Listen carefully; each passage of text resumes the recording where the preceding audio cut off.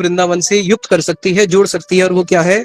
राधा नामना प्रभावेन यदि स्यान मेलनम तमो, कि अगर किसी प्रकार से ये जीव राधा जी का नाम ले ले, किसी प्रकार से अगर राधा जी के नाम के साथ हमारा मिलन हो जाए, तब जाके हमारा मिलन हो सकता है किससे? उस वृंदावन धाम से। क्योंकि हम लोग कैसे हैं? हम लोग केवल बद्ध ही नहीं, कलयुग जीव जो है, हम लोग केवल बद्ध नहीं है, हम लोग अपराधी भी हैं। इसलिए अनु निखल्यान अनंतपि सद अपराध अनुमदुमपति बता रहे हैं कि अगर किसी जीव के अनंत अनंत अपराध भी क्यों ना हो, लेकिन अनंत अपराध होने पर भी अगर कोई महाप्रेम अविष्टस्तव परम देयम विमृश्यति, कि अगर कोई राधा जी के नाम का आश्रय लेता है तो कृष्ण वो अपराधी जीव होने पर भी, उसके लाख लाख अपराध होने पर भी क्या करते हैं? उसको अपनी भक्ति, प्रेम भक्ति प्रदान करते ही करते हैं। तो इसलिए हम लोग राधा जी के नाम का आश्रय लेते हैं, और राधा जी के नाम को हम किस रूप में बोलते हैं? जो हमारा महामंत्र है, हरे कृष्ण कृष्ण कृष्ण हरे हरे, हरे राम राम राम हरे हरे। हमारी एकमात्र गति कौन है? यही हरि नाम ही हमारी एकमात्र गति है। इसलिए वही राधा रानी, जब श्रीमद चैतन्य महाप्रभु कौन है? साक्षात राधा रानी ही है, कृष्ण के ही कृष्ण है, लेकिन भाव तो पूरे राधा जी के हैं। वही राधा रानी जब हमारे सामने महाप्रभु आए तो उन्होंने हम जीवों को क्या दिया? उन्होंने हम जीवों की इस कली काल में बद दशा को देखते हुए उन्होंने हमें सबसे ऊंची वस्तु दी, और वो क्या दिया? यही हरे कृष्ण महामंत्र दिया। तो आज हम कुछ राधा जी के बारे में श्रवण करेंगे, और उसके साथ में हम प्रभुपाद जी के जो उपदेश हैं उसको भी श्रवण करेंगे। प्रभुपाद जी बताते हैं कि देखो, भक्ति सिद्धांत सरस्वती रघुप्रपाद जी, भगवान एक है या दो है? इस जगत में किसी से भी पूछो तो सब बोलेंगे भगवान तो एक ही है। इवन अगर हम क्रिश्चियंस के पास जाए, मुस्लिम के पास जाए, हिंदू, कोई भी जाति हो, सब बोलेंगे अरे भगवान तो एक है। लेकिन प्रभुपाद जी बोलते हैं कि इस संसार के लोग इस चीज को समझ ही नहीं सकते कि supreme personality of God head is not singular, it is dual. वो दो है, वो एक नहीं है, वो दो है। कैसे? कृष्ण की जो भगवत्ता है, बिना राधा जी के कृष्ण की भगवत्ता नहीं है। शक्ति और शक्तिमान, जिसको हमारे इसमें बोला जाता है आश्रय भगवान और विषय भगवान। दो भगवान है, आश्रय भगवान और विषय भगवान। विषय भगवान कौन है? भगवान श्री कृष्ण। और आश्रय भगवान कौन है? श्रीमती राधा रानी। तो जब तक हम लोग आश्रय के पास नहीं जाएंगे, हम कभी भी विषय को नहीं समझ सकते हैं। इसलिए हमारी, अगर आप गौड़ीय संप्रदाय में आपने देखा होगा, अभी तक जितनी भी आप लोगों ने टीचिंग्स ली हैं, उसमें सबसे ज्यादा इंपॉर्टेंस किसको दी जाती है? आश्रय तत्व को, कि कैसे हम गुरुवरों के उपदेश, क्योंकि हमारे जितने भी गौड़िया गुरु वर्ग हैं, हमारी गुरु परंपरा में जितने भी गुरु वर्ग हैं, ये सारे के सारे राधा जी के ही प्रकाश है। इसलिए हम लोग आश्रय तत्व का भजन लेके विषय तत्व का भजन करते हैं। यानी कि जब तक हम आश्रय तत्व के आश्रय में नहीं आएंगे, राधा जी और जो उनके निज जन है, जब तक हम उनका आश्रय ग्रहण नहीं करेंगे और हम सोचे कि मैं डायरेक्ट कृष्ण को जान लूं, वो संभव ही नहीं है। इसलिए जब भगवान कृष्ण ने भगवत गीता में एक श्लोक बोला, क्या? सर्वधर्मान परित्यज्य माम एकम शरणम व्रज अहम त्वाम सर्वे पापेभ्यो मोक्षयिष्यामि मा शुचा, कि तुम सारे धर्मों को छोड़ के मेरी शरण में आ जाओ, और मैं तुम्हें एक वचन देता हूँ, क्या? सारे पापों से मुक्त कर दूंगा और मोक्ष भी दे दूंगा। लेकिन वहां पे ये तो नहीं बोला ना भक्ति दे दूंगा, क्या बोला? मोक्ष दे दूंगा। लेकिन वही कृष्ण जब शिव जी के सामने आए और शिव जी ने बोला कि प्रभु मुझे आप ऐसा उपाय बताओ जिससे मैं आप दोनों के दर्शन कर पाऊं, मेरे को युगल जोड़ी के दर्शन करने, आपके अकेले दर्शन नहीं करने। तो वहां पे श्लोक बदल दिया, उन्होंने बोला सर्व धर्मान परित्यज्य माम प्रियम शरणम व्रजा, कि अरे मेरी शरण में आने से नहीं होगा शिव जी, आपको क्या करना पड़ेगा? माम प्रियम, मेरी प्रिया कौन है? श्रीमती राधा रानी। जब आप राधा रानी का चरणों का आश्रय लोगे तभी आप मुझे संपूर्ण रूप से जान सकते हो। बिना राधा रानी के चरणों के आश्रय लिए हम कभी भी कृष्ण को नहीं जान सकते हैं। तो अब हम लोग, क्योंकि आप लोग तो पुराने भक्त लोग हैं, आप लोगों ने राधा तत्व के बारे में बहुत कुछ सुना होगा। अभी हम आगे बढ़ते हैं। राधा जी का प्रेम कैसा है? राधा जी का प्रेम कैसा है? देखो, प्रेम एक ऐसी वस्तु है जो कभी भी धीरे में प्रकाशित नहीं होती है। प्रेम हमेशा प्रकाशित होता है, सॉरी, प्रेम मिलन में कभी प्रकाशित नहीं होता, प्रेम हमेशा प्रकाशित होता है वीरे में। वीरे में ही प्रेम प्रकाशित होता है। इसलिए जब भगवान कृष्ण व्रत छोड़ के चले गए तब जाके गोपियों का प्रेम प्रकाशित हुआ। रास के बीच में से भगवान कृष्ण अंतर ध्यान हो गए, क्यों? गोपियों के प्रेम की महिमा को दिखाने के लिए, नहीं तो गोपी गीत कहां से आता कि कैसा गोपियों का प्रेम है, वो राधा जी का प्रेम कैसा है। अगर कोई किसी को हम प्रणाम करने के लिए जाए, और अगर हम किसी को प्रणाम करने के लिए जाएं और उसको बोले अरे आप तो हारे हुए व्यक्ति हो, उसको अच्छा लगेगा बुरा लगेगा? उसको तो बहुत बुरा लगेगा, ये क्या कर रहा है। लेकिन भगवान कृष्ण को अगर कोई बोलता है कि प्रभु आप तो हारे हुए हो, तो भगवान को बहुत आनंद आता है। कैसा आनंद आता है? बताया कि हमारे प्रबोधानंद सरस्वती पाद जी भगवान को जब प्रणाम करते हैं तो वो क्या बोलते हैं?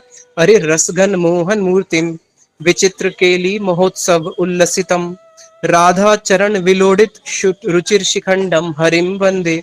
कि हरि, हे कृष्ण, मैं आपकी वंदना करता हूँ। आप कैसे हो? आप हो रसघन मोहन मूर्तिम, आप रस की मूर्ति हो। क्यों? क्योंकि आपके साथ में राधा रानी है।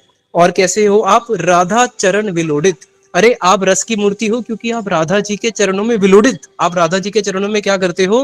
राधा जी के चरणों में जाके आप पूरा लेट जाते हो, दंडवत प्रणाम करते हो। और फिर वहां पे विलोडित मतलब होता है, जब अगर आप भूमि पे दंडवत प्रणाम करोगे तो जो रज है वो आपके केवल आगे वाले अंग पे लगेगी ना, पीछे वाले पे तो नहीं लगेगी। तो जब आप उस पे विलोडित, जब आप उस पे रोल करना शुरू करोगे तो क्या होगा? पूरे शरीर पे आपके रस लग जाएगी।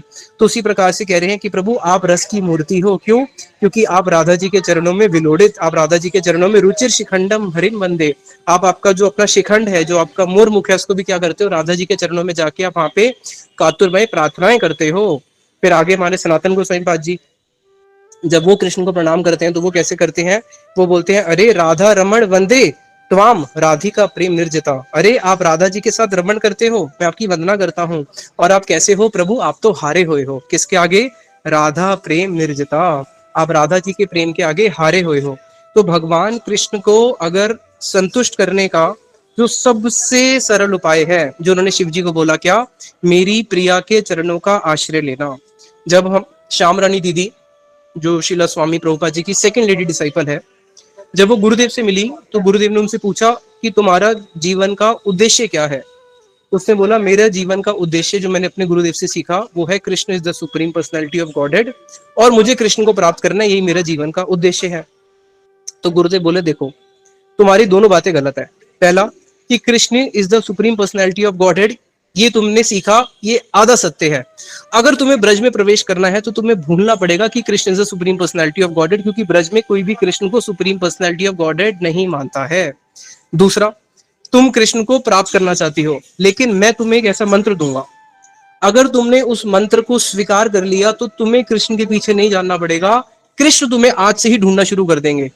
तो दीदी हैरान हो गई, बोली गुरु जी को ऐसा कौन सा मंत्र है? ऐसा तो हमें प्रभुपाद जी ने नहीं बताया कि एक ऐसा मंत्र जिससे कृष्ण मेरे पीछे पड़ जाएंगे। बोले हाँ, मेरे पास वो मंत्र है, वो मंत्र मैं तुम्हें दे सकता हूँ। तो गुरुदेव ने वो मंत्र दिया जो शीला भक्ति विनोद ठाकुर जी ने दिया है। क्या मंत्र है वो? जिसमें भक्ति विनोद ठाकुर जी बोलते हैं, राधिकार दासी यदि होए अभिमान शीघ्र में लाए तब गोकुल कान। राधिका होए अभिमान, अगर हृदय के अंदर हमारे ये अभिमान जाग जाए कि मैं राधा जी की दासी हूँ, ये अभिमान अगर जाग जाए, शीघ्र मिले तबे गोकुल कान, तो उसको बहुत जल्दी गोकुल कान, उसको बहुत जल्दी कृष्ण की प्राप्ति हो जाती है। ये हृदय के अंदर भाव जगाना। लेकिन ये भाव जगाना इतना आसान नहीं है। हमारे शिला प्रभुपाद जी एक उदाहरण देते हैं, भक्ति सिद्धांत प्रभुपाद जी। दो व्यक्ति थे, दोनों ने दूध की महिमा को सुना, दूध कितना पौष्टिक होता है, दूध के अंदर घी मक्खन सब कुछ होता है, उससे कितनी प्रकार की मिठाइयां बनती है, बहुत दूध की महिमा सुनी। तो पहला शिष्य तो भाग गया दूध को लेने के लिए, और उसने कहीं से चोरी वोरी करके दूध पीना शुरू कर दिया अपने शरीर को तुष्ट पुष्ट करने के लिए। जो दूसरा शिष्य था वो थोड़ा समझदार था, उसने कहा गुरुदेव आपने दूध की महिमा तो बताई है, लेकिन ये तो बताओ दूध मिलेगा कैसे? तो बोले कि देखो ये दूध मिलेगा कैसे, आपको पहले एक गैया रखनी पड़ेगी, उस गाय की सेवा करनी पड़ेगी, उसके बाद उसको चारा खिलाना पड़ेगा। चारा खिलाने के लिए क्या करना पड़ेगा? चारा खिलाने के लिए तो आपको कहीं ना कहीं बीज भी बोने पड़ेंगे, खेत होगा वहां से चारा खिलाओगे। उसके बाद जब गाय का समय आएगा वो उसका ब्याह कराना पड़ेगा, उसके बाद गाय बछड़ा देगी, जब वो बछड़ा देगी तब जाके उसका दूध देना शुरू होगा, और आधा गाय बछड़े को दूध देगी, जो बचेगा वो तुम पियोगे। उसने ऐसे ही करना शुरू किया, पूरे प्रोसेस को फॉलो किया। इस प्रोसेस में कम से कम 1 साल तो लगेगा, फिर जाके उसने दूध पीना शुरू किया। अभी प्रश्न ये होता है कि जो पहला वाला व्यक्ति था जिसने केवल सुना और भाग गया, दूध पिया, उसको तो फिर बाद में क्या पड़ेंगे? लोगों से डंडे पड़ेंगे। लेकिन इस व्यक्ति ने उस पूरी विधि को फॉलो किया। उसी प्रकार से आज अगर आप देखोगे, बहुत सारे ऐसे लोग हैं, आज बरसाना में पहुंचे होंगे राधाश्री बनाने के लिए, सखी बन के वहां पे नाच रहे होंगे, जिनके अंदर उन्होंने अपना श्रृंगार भी कर लिया होगा, और सोच रहे होंगे कि हाँ हाँ हम भी सखी हैं, हम भी सखी हैं। आज आप वृंदावन में होगे, ऐसे आपको बहुत सारे लोग मिलेंगे जो बोलेंगे अरे हम तो राधा जी की सखी हैं, हम तो उसी भाव से भजन कर रहे हैं। ये वो पहले वाली कैटेगरी के लोग हैं जो क्या कर रहे हैं? उस दूध को बहुत चीप तरीके से बस पाना चाहते हैं, बस हमें तो दूध पीना है, कहीं से भी लें। लेकिन नहीं, जो इस प्रोसेस को फॉलो करेगा, जो श्रीमन चैतन्य महाप्रभु ने आके दिया है, वास्तविक में वो ही अधिकारी बनेगा उस दूध को पान करने का, यानी कि वो ही अधिकारी बनेगा उस राधा जी के, उस किंकरी भाव को राधा जी को प्राप्त करने का। तो वो हमें हमारे गुरु वैष्णवों ने वो एक पद्धति दी है कि कैसे हम राधा जी के चरणों का अनुगत्य ले सकते हैं, कैसे हम राधा जी के चरणों को प्राप्त कर सकते हैं। अगर किसी को राधा जी के चरणों की रज चाहिए, तीन वस्तु अगर हमें मिल गई तो हम राधा जी तक पहुंच सकते हैं। ये तीन वस्तु कौन कौन सी है, इसको रूप गोस्वामी जी ने अपने एक श्लोक में बोला है, उसी के ऊपर भक्ति विनोद ठाकुर जी का एक कीर्तन है, राधिका चरण पद्मा सकल शेर सदमा जतने जे नाही आराधी लो, ये कीर्तन है, आप लिख लेना। जिसमें पहली वस्तु वो क्या बोल रहे हैं, राधिका चरण पद्मा, राधा जी की चरणों की रज। दूसरा क्या बोल रहे हैं, राधिका पद अंकित धाम वृंदावन जार नाम जतने जे नाही आराधी लो, जिसने राधा जी के चरणों का पद अंकित धाम वृंदावन, उसकी आराधना नहीं करी। फिर तीसरी वस्तु क्या बता रहे हैं, तीसरी वस्तु बता रहे हैं, राधिका भाव गंभीर चित्ते जेबा महाधीर गण संग ना केलो जीवने, जिसने राधा जी के भाव जो है वो बहुत गंभीर भाव है, बहुत गंभीर भाव। तो जो राधा जी के इतने गंभीर भाव है, उसको धारण कौन कर सकता है, कोई महाधीर व्यक्ति भी ही राधा जी के भावों को धारण कर सकता है। तो ऐसा महाधीर व्यक्ति जैसे हमारे शीला भक्तिवेदांत नारायण गोसाई महाराज, शीला भक्तिवेदांत स्वामी प्रभुपाद, शीला भक्ति विनोद ठाकुर, भक्ति प्रज्ञान केशव गोसाई महाराज, जिन्होंने इन वैष्णवों का संग नहीं किया, ये तीन चीजें जिनके पास नहीं है, वो कभी भी श्याम सुंदर कृष्ण को प्राप्त नहीं कर सकते हैं। जिनके पास ये तीन चीजों का धन है, जिन्होंने इन तीन क्वालिफिकेशन को पूरा कर लिया है, वो ही श्याम सुंदर तक पहुंच सकते हैं और भगवान कृष्ण के माधुर्य का पान कर सकते हैं। अभी प्रश्न होता है तीन चीजें। सबसे पहला राधा जी की चरण रेणु, अरे हम निधिवन में जाएंगे, वहां पे चरण रेणु लेंगे, पूरे मस्तक पे लगा देंगे, मिल गई। दूसरा राधा पदन के धाम वृंदावन, अरे वृंदावन कौन सा दूर है, 200-300 रुपए की टिकट लेके पहुंच जाएंगे, वहां पे भी रह लेंगे, ज्यादा बात है तो वहां पे घर भी खरीद लेंगे, वहीं पे अपना मरण तक, मृत्यु पर्यंत वहीं रहेंगे। ऐसे बहुत सारे लोग वृंदावन में रहते भी हैं। और तीसरी वस्तु क्या बोली, तीसरी वस्तु बोली राधिका भाव गंभीर चित्ते जेबा महाधीर, ऐसा महाधीर व्यक्ति जिन्होंने राधा जी के भाव को धारण किया है, उसका संग करना। अब इन तीनों चीजों को अच्छे से समझना। जो पहली चीज है राधा रानी की चरण रेणु, उसका अर्थ ये नहीं है कि मैं निधिवन में जाके उस रज को लूंगा और मुझे राधा जी की चरण रेणु मिल जाएगी। राधा जी की चरण रेणु और वृंदावन धाम, ये दोनों वस्तु हमें मिलेगी तीसरी वाली वस्तु से, जो बताया है क्या, राधिका भाव गंभीर चित्ते जेबा महाधीर, वैष्णवों से। जो महाधीर वैष्णव है, जिन्होंने राधा जी के भाव को अपने हृदय में धारण किया है, उन्हीं से ही हमें क्या मिलने वाली है, राधा जी की चरणों की रेणु और वृंदावन धाम। कैसे राधा जी की चरणों की रेणु कैसे मिलती है, इसको समझना। भगवान के जो चरणों का पराग है, भगवान के जो चरणों की रेणु है, वो हमें मिलती है वैष्णवों के मुख से। भागवत में एक श्लोक है जिसमें बताया गया है कि जब वैष्णव लोग कथा करते हैं, उनके कथा के मुख से जो पराग निकलता है, वो भगवान के चरणों का पराग है। रूप गोस्वामी जी ने अपने मुख से कथा करी, जो उनके मुख से पराग निकला वो है उपदेशा अमृत। वो उपदेशा अमृत ही राधा जी की चरणों की रेणु है। मन शिक्षा, वो ही राधा जी के चरणों की रेणु है। शिक्षा अष्टकम, वो ही राधा जी के चरणों की रेणु है। तो जब हम मन शिक्षा उपदेशामृत, जो हमारे गुरुवरों के आदेश हैं उन ग्रंथों में, जब हम उसको पालन करेंगे, वो ही वास्तविक में राधा जी की चरण की रेणु को अपने पास स्वीकार करना हुआ। ना कि मैं कुछ भी करूं और जाके बस रज को लेके अपने मस्तक पे लगा लूंगा, हो जाएगा, नहीं, उससे नहीं होने वाला। यही वास्तविक में राधा जी की चरणों की रेणु है। जो उन आदेशों को पालन करते हुए वृंदावन वास करता है, उसी का ही वास्तविक में वृंदावन धाम का वास सार्थक माना जाएगा। नहीं तो मथुरा में तो कंस भी रहता था, पूतना भी आई थी गोकुल में। तीसरा, जो उनके भावों को जिन्होंने धारण किया है, उन वैष्णवों के अनुगत्य में रहता है, तो उसी को ही भगवान श्री कृष्ण की प्राप्ति होती है। राधा जी के भाव बहुत ऊंचे हैं। देखो उद्धव जी, उद्धव जी के अंदर एक अभिमान था कि मैं बृहस्पति का शिष्य हूँ, कृष्ण का मंत्री हूँ, कृष्ण का परम निकट निकट हूँ, क्योंकि कृष्ण अपने सारे हृदय की बात उद्धव को ही खोलते थे। इतना अहंकार तो उनके अंदर पहले ही थे, ये तीन अहंकार। चौथा अहंकार भगवान कृष्ण ने और भर दिया, क्या बोल के कि उद्धव, मैं तुमसे इतना प्रेम करता हूँ, ना चथा प्रियतम आत्मयोनिर, मैं अपने पुत्र ब्रह्मा से इतना प्रेम नहीं करता, ना श्री ना शंकर ना शंकरष्णो, ना मैं शिव जी से, ना अपने भाई बलराम से जो यहाँ पे रहते हैं उनसे भी मैं इतना प्रेम नहीं करता उद्धव, जितना तुमसे करता हूँ। अरे आप अपनी पत्नी से तो करते होगे, 16,000 पत्नियां हैं। बोले उद्धव, मैं अपनी 16,000 पत्नियों से भी इतना प्रेम नहीं करता जितना तुमसे करता हूँ उद्धव। यहाँ तक कि तो और तो छोड़ो ना, एक आत्मा चाहिए था भगवान। अरे मैं इससे बढ़कर क्या बोलूं, मैं अपनी आत्मा से, मैं अपने आप से भी इतना प्रेम नहीं करता जितना तुमसे करता हूँ। अब एक और अभिमान आ गया ना कि द्वारका में सबसे प्रिय कौन हूं मैं, उनकी पत्नी से भी ज्यादा बलराम जी से भी ज्यादा, क्योंकि उन्होंने ऐसे बोल दिया। अब वही उद्धव जी जब ब्रज में पहुंचे, ब्रज में पहुंचने के बाद जब उन्होंने गोपियों के प्रेम को देखा, अब ये है द्वारका के परिकर। अब जब उन्होंने गोपियों के प्रेम को देखा तो मांग सकते थे ना कि मुझे भी ये प्रेम प्राप्त हो जाए। देखा नहीं, मैं तो इस प्रेम को प्राप्त करने का अधिकारी ही नहीं हूं। इस प्रेम को प्राप्त करने के लिए पहले अधिकारी तो बन जाऊं, इस प्रेम को ग्रहण करने के लिए पहले पात्रता तो आ जाए। अगर कहीं पे खिचड़ी बट रही है, खीर बट रही है, आपके पास कोई पात्र ही नहीं है तो कैसे लोगे? हाथ में तो गर्म खीर ले नहीं सकते। क्या करना पड़ेगा? पहले पात्र मांगना पड़ेगा, फिर तो खीर लोगे। तो उन्होंने देखा भाई पहले मुझे पात्रता तो मिले, इसलिए उन्होंने क्या प्रार्थना करी?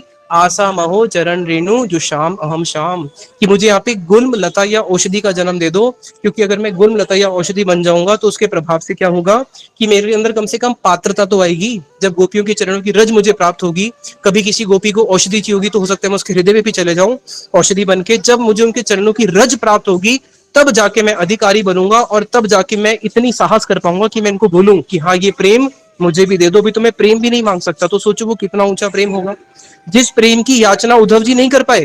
केवल ये प्रार्थना करे कि मुझे एक यहाँ पे तिनका बनना है। कहा वो उद्धव, मनुष्य शरीर सबसे श्रेष्ठ माना जाता है, और 3 प्रकार की योनि होती है। स्थावर, स्थावर मतलब होते हैं पेड़ पौधे जो अपने स्थान भी खड़े रहेंगे, वहां से इधर उधर जा नहीं सकते हैं। खाना भी खाना होगा तो कहीं नहीं जा सकते, वहीं खड़े रहो बस, सर्दी गर्मी सहन करते रहो। लेकिन पशु उससे श्रेष्ठ है।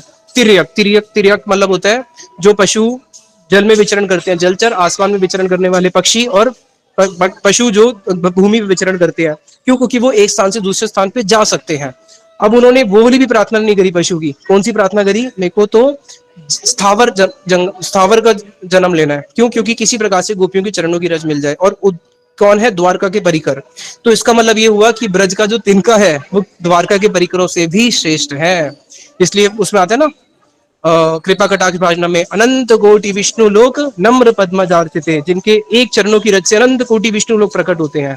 ब्रज की एक एक रज में अनंत कोटि विष्णु को प्रकट करने की शक्ति है। तो वहां पे उन्होंने यही प्रार्थना करी, बस मुझे ब्रज रज मिल जाए, फिर कभी मैं जब अधिकारी बनूंगा तो मैं मांगूंगा कि मुझे ये प्रेम की प्राप्ति हो। तो सोचो कितना ऊंचा प्रेम होगा। अब आओ ब्रह्मा जी के पास। ब्रह्मा जी, ब्रह्मा जी इस पूरे ब्रह्मांड के अंदर जो सबसे ऊंचा लोक है वो है ब्रह्मलोक। सत्यलोक सबसे ऊंचा लोक है, और उस सत्यलोक में भगवान विष्णु का हमेशा ही वास भी रहता है। ब्रह्मा जी उनके दर्शन भी करते हैं।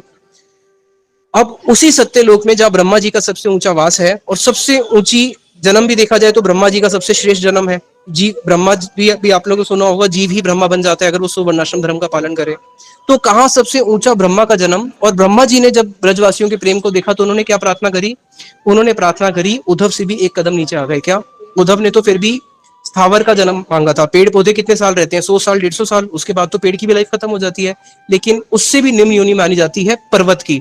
पर्वत और भी निम्न योनि है, क्योंकि पर्वत की जो आयु है वो लाखों साल होती है और एक ही जगह पे खड़ा रहता है। तो पर्वत की जो उससे भी निम्न योनि होती है। तो उन्होंने इस ब्रह्मांड की सबसे निम्न योनि मांग ली, क्या? कि मुझे पर्वत बना दो। क्यों? कि जब मैं पर्वत बनूंगा तो मेरा अहंकार खत्म हो जाएगा कि मैं ब्रह्मा हूँ। और जब गोपियां यहाँ से जाएंगी अपने चरणों को मेरे ऊपर कस कस के रगड़ेंगी, और कोई जमादारनी अगर सफाई करने वाली आएगी और मेरे जब उसको रगड़ेगी, तो क्या होगा कि जब वो अपने पैर को रगड़ेगी तो उसके प्रभाव से क्या होगा? मेरा जन्म सार्थक हो जाएगा और मैं भी अधिकारी बनूंगा ब्रज प्रेम को मांगने का। उन्होंने भी ब्रज प्रेम नहीं मांगा, उन्होंने क्या मांगा? बस चरणों की रज मिल जाए, किसी प्रकार से मेरे पास पात्रता तो है। तो ये इतना ऊंचा प्रेम है जिसके अंदर राधा जी जब कृष्ण के विरह में होती है, राधा जी जब कृष्ण के विरह में होती है, विरह के अंदर वो प्रेम एक ऐसा प्रेम है जो प्रेम आगे बढ़ते बढ़ते प्रेम विचित्रता को प्राप्त हो जाता है, जिसको कृष्ण भी नहीं समझ पाते। कृष्ण को भी समझने के लिए क्या करना पड़ा? कृष्ण को भी उस प्रेम को समझने के लिए साक्षात महाप्रभु के रूप में आना पड़ा। और जिसके अंदर जब राधा जी अपने कृष्ण विरह के अंदर अपने नख को देखना शुरू करती है, अपने नख को देखते देखते एकदम से उनको उनके नख चंद्रमा के समान है। उनको चंद्रमा का स्मरण होता है, चंद्रमा का स्मरण होते ही उनको कृष्ण चंद्र का स्मरण होता है, और अपने नख को पकड़ के अपने ही वक्षस्थल से स्पर्श कर लेती है। और जब अपने वक्षस्थल से राधा जी स्पर्श कर लेती है तो उसी समय उनका जो हाथ है वो हस्त कमल है। उनको लगता है कि अरे कृष्ण तो मुझे कमल दे रहे हैं प्रसन्न करने के लिए, मेरे मान को भंग करने के लिए। तो अपने हाथ को झंकृत करके अपने हाथ को दूर कर देती है कमल को, और जैसे अपने हाथ को ऐसे करती है तो हाथ से जो कंगन है उससे झंकृत की वाणी निकलती है। उस वाणी को सुनकर उनको लगता है कि ये तो मानो भ्रमर की कोई ध्वनि है। और जैसी भ्रमर की ध्वनि सुनती है, भ्रमर की ध्वनि सुनते ही उनको फिर वापस अपने कृष्ण का वापस से स्मरण होता है, मिलन विरे मिलन विरे। तो जैसे अपने कृष्ण का स्मरण होता है, एकदम से वो चीख के रोना पुकारना शुरू करती है, और उनकी ही पुकार से एक कोयल की ध्वनि निकलती है।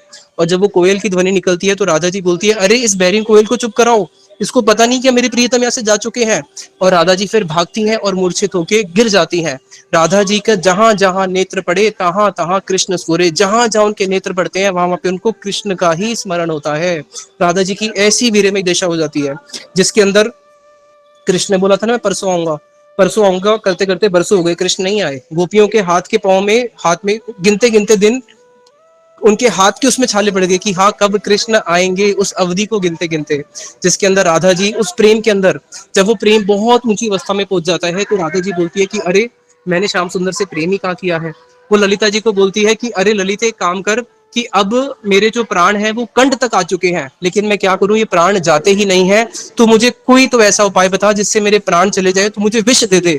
तो ललिता जी बोलती है, अरे मैं तेरे को अगर विष दे दूं तब भी तेरे प्राण नहीं जाने वाले। क्यों? क्योंकि तूने इतना अमृत का पान किया हुआ है, तूने अपने नेत्रों से भी कृष्ण का अमृत का पान किया है, तूने अपने अधरों से कृष्ण का अमृत का पान किया है, तूने अपने शरीर के हर अंग अंग से कृष्ण का इतना अमृत पान किया हुआ है कि तेरे ऊपर अब विष काम करने वाला ही नहीं है। अच्छा तू मुझे कोई तो उपाय बता जिससे मैं कृष्ण को भूल जाऊं, कोई तो उपाय बता।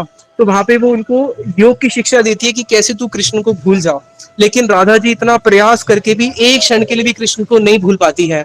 और उस वीर दशा के अंदर जब राधा जी मरण अवस्था पे आ जाती हैं, वो प्रार्थना करती हैं। चंडीदास जी के बड़े सुंदर सुंदर कीर्तन है, मोरीबो मरीबो सखी निश्चय ही मरीबो, कानू है न गुण निधि कोथा गिए पाबो। अरे सखी मैं तो अब अपने प्राणों को धारण नहीं कर सकती, मुझे ऐसे श्याम सुंदर कहाँ पे जाके मिलेंगे। मरण काले कृष्ण नाम लिखा मोर अंगे, हे सखी जब मेरा मरण का समय आएगा मेरे सारे अंग पे तू कृष्ण नाम लिख देना। और सारे कृष्ण नाम लिख के क्या करना, ना पोराइलो जले ना भासीनो जले, कि मेरे को अग्नि में मत बहाना ना मुझे जल में बहाना, मुझे क्या करना, मुझे एक तमाल वृक्ष के ऊपर टांग के रख देना। क्यों? यदि मोर प्रिय आसी वृंदावने, कि कभी अगर मेरे कृष्ण वापस आएंगे, और जब कृष्ण वापस आएंगे तो मैं वापस जीवित होके कृष्ण की सेवा करूंगी। ब्रज गोपियों को इतना वीर्य था कृष्ण से, इतना वीर्य दशरथ महाराज जी का भी वीर्य था, लेकिन उनका वीर्य जो था, जैसे ही उन्होंने सुना राम चले गए प्राण त्याग दिए। लेकिन गोपियों का वीर्य जो है उनसे कोटि कोटि गुना श्रेष्ठ है। लेकिन गोपियां अपने प्राणों को भी, उनके प्राण जो है क्या उदाहरण देती है राधा जी, बोलती है कि जैसे भीष्म पितामह बाणों पे लेटे हुए हैं शैया की, अगर कोई शैया की बाणों पे लेटा हो तो उसकी कैसी दशा होगी, उसकी ऐसी दशा होगी बस प्रभु मेरे प्राण अभी चले जाएं। हॉस्पिटल में देखे ना लोग मर रहे होते हैं, अभी बस प्राण निकल जाए हम और सहन नहीं कर सकते। तो बताया कि उस समय जब भीष्म पितामह बाणों की शैया पे लेटे हैं, गोपियां बोलती है कि वो तो दक्षिणायन के इंतजार में थे कि जैसी दक्षिणायन आएगा, उत्तरायण आएगा, दक्षिणायन जाएगा, मैं अपने प्राणों को मुक्त कर दूंगा। लेकिन गोपियां बोलती है कि हे श्याम सुंदर, हम भी आपकी वीर रूपी उस कोटि कोटि बाणों की शैया पे लेटे हुए हैं जो हमें दिन रात शूल की तरह चुभाते हैं, लेकिन हम अपने प्राणों को नहीं त्याग सकती। क्यों? क्योंकि वो जिस उत्तरायण के इंतजार में बैठे थे तो हम भी एक इंतजार में बैठी है। क्या? आपका उत्तरायण जो आपने बोला था मैं परसों आऊंगा, लेकिन बरसों बीत गए, कृष्ण आए नहीं परसों बोल के, तो हम उसी में बैठे कि कब आप आओगे, उसी ने हमारे प्राणों को रोक के रखा हुआ है। तो गोपियां जो है अपने प्राणों को भी धारण करती है केवल कृष्ण की सेवा के लिए, उनकी हर चीज केवल इसके लिए कि किस प्रकार से हम कृष्ण को आनंद दे सकते हैं। इसलिए वो प्रेम कैसा है बताया, जैसे भगवान कृष्ण के अंदर विरोधाभास गुण है। क्या? अजन्मा होके भी जन्म ग्रहण करते हैं, काले होके भी स्वप्रकाश वस्तु है, पुराने होके भी हमेशा आदि पुरुष है, लेकिन तब भी कैसे हैं, सबसे पुराने होने के बाद भी सबसे नवनमायमान रहते हैं, विभू भी है और अणु भी है, सृष्टि के अंदर भी है और सृष्टि के बाहर भी है। उसी प्रकार से राधा जी के प्रेम के अंदर भी सारे विरोधाभास गुण है। क्या? वो प्रेम कैसा है, विष अमृत एकत्र मिलन। बताया वो प्रेम ऐसे है जहाँ पे विष और अमृत का एकत्र मिलन होता है। वो प्रेम ऐसा है कि जिस प्रेम की एक बूंद, राधा जी के वीरे में जो कृष्ण के प्रति जो वीरे है, राधा जी बोलती है कि अगर मेरे इस हृदय में से वो एक चिंगारी भी बाहर निकल गई ना, तो ये जितने भी ब्रह्मांड आप देख रहे हो, अनंत कोटि ब्रह्मांड भस्म हो जाएंगे, भस्म नहीं हो जाएंगे बल्कि बोलना चाहिए अनंत कोटि ब्रह्मांड जो उस प्रेम के सागर में डूब जाएंगे। क्योंकि राधा जी के प्रेम इतना बड़ा सागर है कि राधा जी के हृदय में जो कृष्ण के प्रति जो प्रेम का सागर है, इसको अच्छे से समझना। उस प्रेम सागर की केवल एक बूंद, केवल अगर एक बूंद भी आ जाए तो उस बूंद में इतनी शक्ति है कि भी कोटि कोटि सागर प्रकट कर सकती है। जैसे सागर में से तो अनंत कोटि बूंद निकलते हैं ना, अब यही राधा जी के प्रेम का विचित्र है कि राधा जी के प्रेम की उस एक बिंदु में इतनी शक्ति है कि उससे कोटि कोटि प्रेम के सागर निकल सकते हैं। अब एक स्टेप और हम आगे बढ़ते हैं, फिर मैं कथा को विश्राम दूंगा। कि देखो, कृष्ण का सौंदर्य पान करने के लिए एक पात्रता चाहिए, इसको अच्छे से समझना। कृष्ण का सौंदर्य पान करने के लिए एक पात्रता चाहिए, और वो पात्रता है प्रेम। जिसके पास जितना प्रेम है वो कृष्ण का उतना सौंदर्य पान कर सकता है। जब मथुरा में जितने भी मथुरा वासी उन्होंने कृष्ण के दर्शन किए तो उनको बड़ा आनंद आया कृष्ण के दर्शन करके, लेकिन कितना आनंद आया होगा, जितना उनके हृदय में प्रेम है। जो ब्रज की गोपियां जब कृष्ण के दर्शन करती हैं उनको जो आनंद आता है वैसा मथुरा वासियों को नहीं आ सकता। और ब्रज के अंदर भी जो गोपियों के अंदर भी विशेष रूप से जब राधा जी कृष्ण के दर्शन करती है उस समय जो आनंद राधा जी को मिलता है वैसा आनंद किसी को नहीं मिल सकता। तो कृष्ण के माधुर्य को पान करने के लिए पात्रता चाहिए प्रेम। जिसके पास जितना बड़ा पात्र है वो उतना ज्यादा माधुर्य पान कर सकता है। और कृष्ण का माधुर्य कैसा है, वो तो एक अथाह सागर के समान है। अब कृष्ण का जो माधुर्य है वो अथाह सागर के समान है। जितने भी भक्त लोग कृष्ण के सामने जाते हैं उनका माधुर्य को पान करते हैं, अपनी पात्रता के अनुसार थोड़ा थोड़ा पान करते हैं। हम लोग भी अगर मंदिर जाते हैं, हम भी उनके माधुर्य थोड़ा अच्छा लगता होगा, एक आध कुछ छटक पड़ जाती होगी, हाँ बड़ा अच्छे लग रहे हैं। लेकिन राधा जी कृष्ण का जो माधुर्य सिंधु है, कृष्ण का जो माधुर्य का सिंधु है, कृष्ण बोलते हैं राधा जी का प्रेम का पात्र कैसा है, यही प्रेम द्वारे राधिकार अकेली अमार माधुर्य अस्वादय सकली। कि मेरे पास जितने भी भक्त लोग आते हैं वो मेरे उस प्रेम को पान तो करते हैं, लेकिन कैसे पान करते हैं, एक बूंद दो बूंद, एक चुल्लड़ दो चुल्लड़ इतना पान कर लेंगे, एक बाल्टी पान कर लेंगे। लेकिन ऐसा कोई प्रेमी मैंने नहीं देखा जो मेरे पूरे के पूरे माधुर्य को ही पान कर ले। तो कृष्ण बोलते हैं कि केवल राधा जी ऐसी हैं क्या, जो अपने प्रेम के द्वारा मेरे पूरे अथाह सागर पूरे माधुर्य को ही पान करके चली जाती है। कैसा उनका प्रेम होगा। तो वहां पे कृष्ण भी अचंभित हो गए, कृष्ण भी आश्चर्य में पड़ गए कि ऐसा प्रेम कोई कैसे कर सकता है कि जिस प्रेम के अंदर मेरा विशाल जो सागर था वो पूरा सागर ही राधा जी पान करके चली गई। फिर दूसरा राधा जी की प्रेम की विचित्रता क्या है कि राधा जी के इस प्रेम रूपी दर्पण के सामने जब कृष्ण आते हैं, कृष्ण बहुत सुंदर है, बहुत सुंदर, जिसकी कोई भी उपमा नहीं दी जा सकती। लेकिन वही कृष्ण का जो माधुर्य है और वो कैसा है, अनंत, जो अनंत वस्तु है हम ये नहीं बोल सकते कि वो और बढ़ रही है। क्यों? क्योंकि अगर वो और बढ़ रही है इसका मतलब अभी भी आगे लिमिट है, तभी तो वो बढ़ रही है, तो अनंत वस्तु है। लेकिन कृष्ण बोलते हैं कि वही जब मैं राधा जी के प्रेम के सामने आता हूं, अमार नव नव रूप भासे, मेरा जो माधुर्य है वो और बढ़ने लगता है। जैसे सागर है, बोलते हैं ना सागर एक सीमा में रहता है, अपनी सीमा को क्रॉस नहीं करता। लेकिन जो कृष्ण का माधुर्य रूपी सागर है, जब वो राधा जी के सामने आते हैं वो भी बढ़ने लग जाता है। और गोपी शोभा देखे जत कृष्ण शोभा बढ़े जत, कृष्ण शोभा देखे जत गोपी शोभा बढ़े जत, ए मत परस्पर पड़े हुड़ा हुड़ी, परस्पर बाड़े के हो नहीं मुड़ी। कृष्ण जब गोपियों के सामने जाते हैं, कृष्ण तो बहुत सुंदर है, लेकिन जब वो राधा जी के प्रेम रूपी दर्पण के सामने आते हैं, जैसे अगर आप किसी शीशे के सामने गए तो जो शीशा वही दिखाएगा ना जो आपका स्वरूप है। लेकिन राधा जी का प्रेम, कृष्णदास कविराज गोस्वामी जी बताते हैं, वो एक ऐसा दर्पण है जिसके सामने जब कृष्ण आते हैं तो कृष्ण का जो रूप है वो और कितना गुना बढ़ जाता है। और जब वो इतना गुना रूप बढ़ जाता है और राधा जी जब उनको देखती है तो राधा जी के हृदय में बड़ा आनंद आता है। अरे अमार दर्शनी कृष्ण पाइला इत सुख, कृष्ण को इतना सुख मिला मेरे दर्शन प्राप्त करके, गोपी सोचती है। इसी के प्रभाव से क्या होता है, यही सुखे प्रफुल्ल गोपीर अंग मुख, गोपियों का जो अंग और मुख है वो और प्रफुल्लित हो जाता है। अब कृष्ण जब गोपी की शोभा को देख रहे हैं तो गोपी की शोभा को देखने के बाद कृष्ण की शोभा और बढ़ जाती है। और कृष्ण की जैसे जैसे शोभा बढ़ती रहती है गोपियों की भी शोभा बढ़ती रहती है कि अरे इनको हमारे दर्शन करके इतना आनंद आ रहा है। तो उनके मुख पे जैसे प्रफुल्लित बढ़ता रहता है, कृष्ण का आनंद बढ़ता रहता है और शोभा बढ़ती रहती है।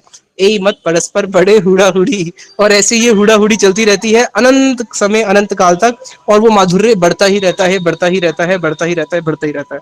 आज से कुछ सालों पहले जिन्होंने भी कृष्ण के माधुर्य का गान किया था, अब अब और बढ़ गया होगा, और बढ़ता रहेगा, बढ़ता रहेगा, बढ़ता रहेगा। वो माधुर्य ऐसा है जो बढ़ता ही जा रहा है।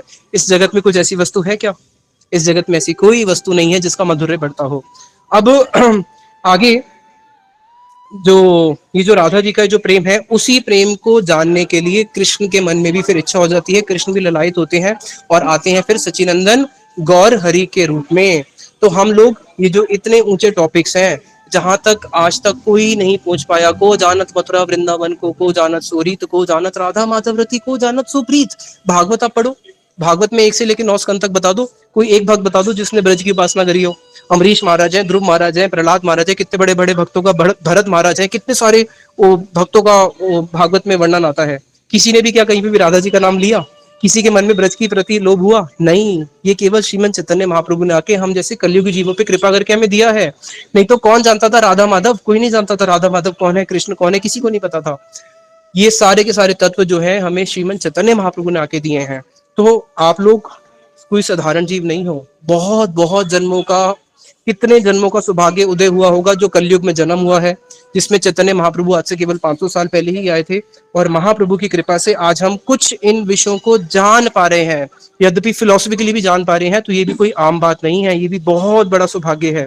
तो इसलिए इन सारी वस्तुओं को हृदय में धारण करके हम लोग जो हमारे गुरुवरों के उपदेश हैं उसके अनुसार अपने जीवन को यापन करें, और जितने भी ये जो ग्रंथ हैं जो हमारे गुरुदेव ने दिए हैं उसको पढ़ने से क्या होगा, हमारे हृदय में एक लोभ आएगा। और ब्रज भक्ति को प्राप्त करने का केवल एक ही मार्ग है, और वो क्या है, तत्र लौल्यम अपि मूल्यम। एक शब्द याद कर लो बस, तत्र लौल्यम अपि मूल्यम, ये 4 शब्द है। एक लंबा श्लोक है, इसके 4 पद ही याद कर लो, बहुत बहुत है वो भी। लौल्यम अपि मूल्यम, ब्रज भक्ति को प्राप्त करने का एक ही मूल्य है और वो है लौल्य। और वो लौल्य आता है गुरुवरों की वाणी से। जब हम गुरुवरों की वाणी का पुनः पुनः अनुशीलन करते हैं, उसको बार बार सुनते हैं, तो हमारे हृदय के अंदर कुछ लौल्यम प्रकट होता है, और वो लौल्यम ही हमें ब्रज भक्ति में फिर आगे बढ़ाता है। इसी के साथ मैं वाणी को विश्राम दूंगा।